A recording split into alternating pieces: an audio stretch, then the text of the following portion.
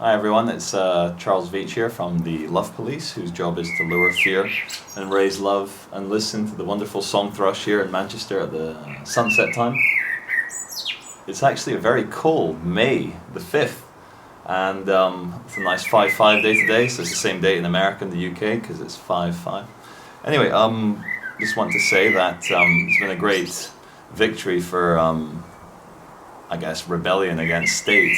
In that bird's really loud.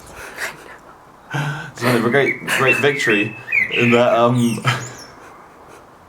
think he's talking back to you. 68% of people did not vote in the local elections across Great Britain.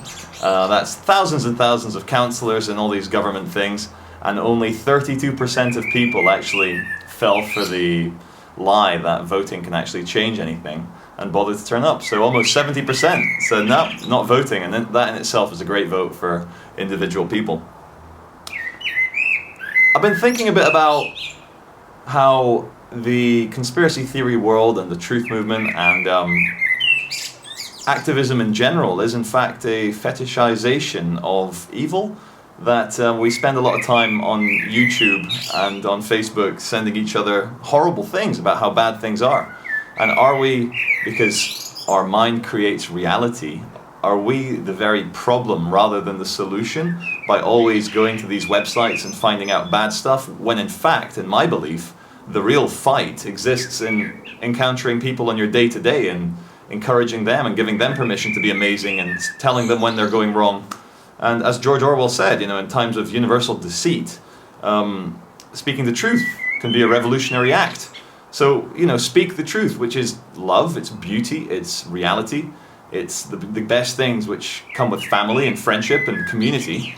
Go out there and be real, rather than, not to have a particular dig, but rather than just going to like Infowars.com and filling your mind with a rather paranoid Alex Jones version of reality, which, he does uncover a lot of good stuff, a lot of vital information, but it's not going to help you right now, you Mr. Truther Johnny Boy in front of your computer, because what you really need isn't more information about how bad things are. You know how bad things are. You don't need to spend all day on the internet looking at how bad things are. We know we live in a slave system. We know that no one bothers to vote because everyone knows that politicians are murdering, lying scumbags. We know this. We know that the military-industrial complex is one big corrupt gangbang of people selling weapons, killing people, pharmaceuticals. The whole thing is owned by very few people, and we know this. We know we live in a slave ship. So rather than spending your days at Infowars or, David Icke or other websites where the headlines is just negativity, negativity, negativity, try spreading a bit of love, The greatest thing you can do, as the songbird is saying there, is commit an act of love. And that is truly the most revolutionary act. In this day and age, no one's going to be violent, no one's going to take up arms and end up killing innocent people, which is what happens in these violent overthrows. You can actually have a full and utterly comprehensible revolution by having an internal revolution and realizing that ultimately no one knows what reality is. Like, we have a kind of idea from a scientific point of view, from a spiritual point of view, from a right-braining, intuitive point of view, what things are.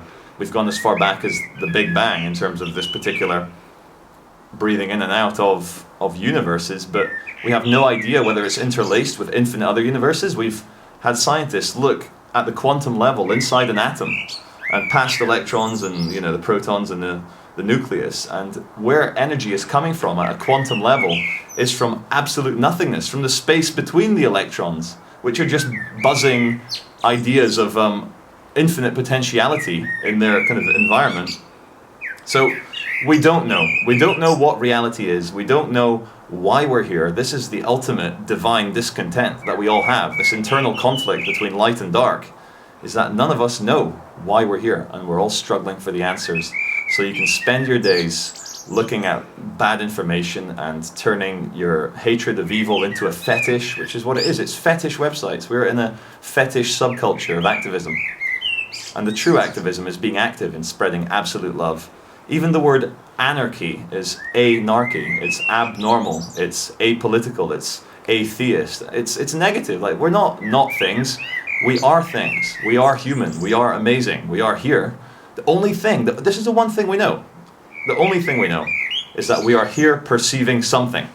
And what that something is entirely up to you. So, have fun.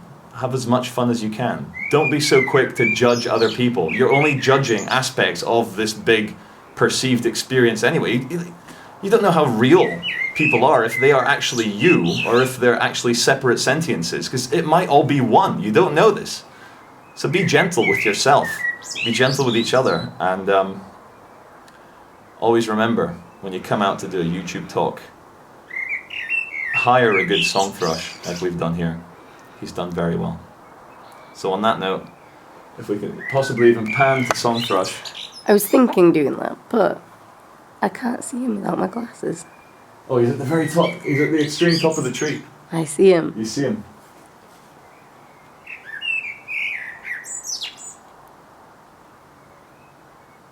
And that, ladies and gentlemen, is how you song thrush.